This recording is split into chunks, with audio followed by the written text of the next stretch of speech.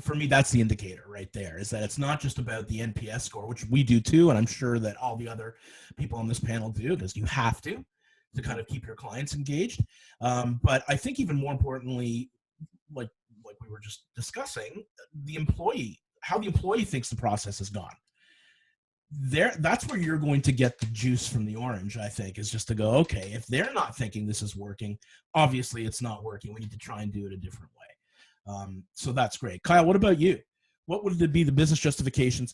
Tracy, your president, hired you into this position, so she obviously thinks it's incredibly important. So what do you think those business justifications are? Yeah, it's funny because it is quite the expense, right?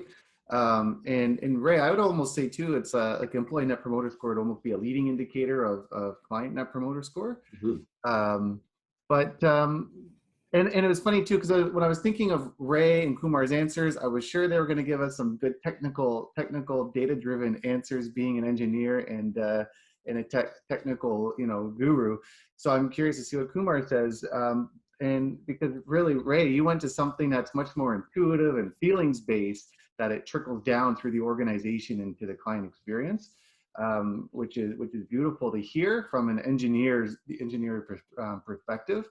I think what Ray's pointing at is one big thing is that the team's ability to collaborate together, to have that autonomy and the freedom to work together inside of a structure, but with the freedom to also dance and utilize what their skill set is and add their own flavor, is then creates the entire experience for then the client at the end of the day. Like we can create much more complicated solutions for clients than we could before. And because the team gel together to find those solutions versus them all working independently with each other. So that is one big thing. Like we've been able to level up as an organization into the types of clients we can serve.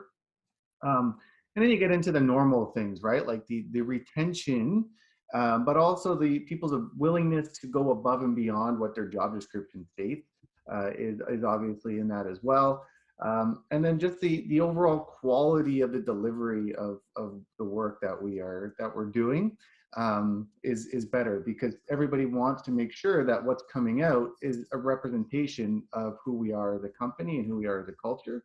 So all of these things aren't necessarily going to be things that show up tomorrow, but they show up down the road as they get a chance to kind of fester inside and grow in the organization.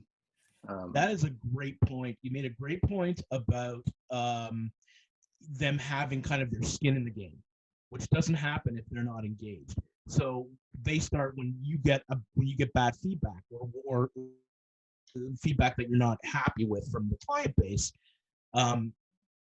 or you're dealing with an issue. We run a help desk. This happens all the time. When you're dealing with an issue, you want to be able. An engaged team takes that extra step always, because they know it reflects on the team as a whole. The unengaged team does the bare minimum always, and then steps back. So that was a great point as far as I'm concerned, is about what we call bringing value beyond the fix. It's one of our values. It's one of those things that you absolutely have to do, and you can't force people to do that. That is all about engaging them in the company and making them an active heartbeat in the company. So kudos to you on that one. Quick to that too, and I apologize to all of our other clients who have not received flowers, but we just got a new client, and I heard after the fact that a team member delivered them a bouquet of flowers because they were in our area, and that client was just moved, like really touched and moved, and it's been great, like as a business return that happened, but it wasn't the reason for it. Yeah, and that's it. It's about engagement. Kumar. Yeah, I'm going to share 2 points. So one on the founders side. So we had just speaking of epiphanies, when we, in screen time, it also shows you who you speak to the most. I don't know if you guys realize that. So when we saw our screen times, I saw that the most time that I actually speak to are my colleagues in a week, and that was like another moment of epiphany where we're saying, okay, most of the team members that work at ACTO are actually spending more time at ACTO than anywhere else. So that was a moment of truth for us where we said, well, then we need to make sure that they're actually having the best time of their lives, and they're in here to leave a legacy, right? So that was what we were like thriving for as an organization.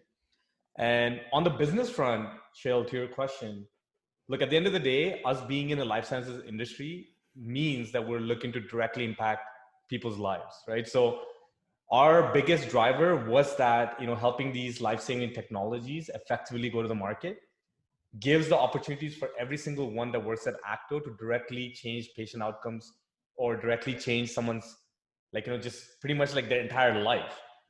And when COVID happened, that was like the biggest moment of truth for us. Like, how there was this notion of big pharma just being like money grabbers, all this. But then when the world came to a halt, everyone was looking at big pharma and saying, save our lives, right? So Help us. Yeah. help us. So 3 out of the 5 big pharma are actually our clients, our biggest vaccine manufacturers in the world. And that was it. That was like the moment of truth for the employees when they realized that the things that they do day to day actually change people's lives in reality, in the world. And that was the connect where they connected the dots and said, this is it.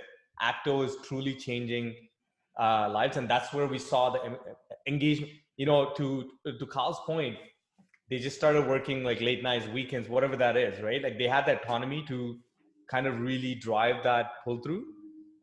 And to Ray's point, that's where they started engaging with the customers so much that the customers started loving what ACTO was doing, and ACTO was loving what the customers are producing at the end of the day. So, thanks to us being in this life sciences industry and space, and we're so proud to be in that space and change the notion on how people think about life sciences sector. Absolutely.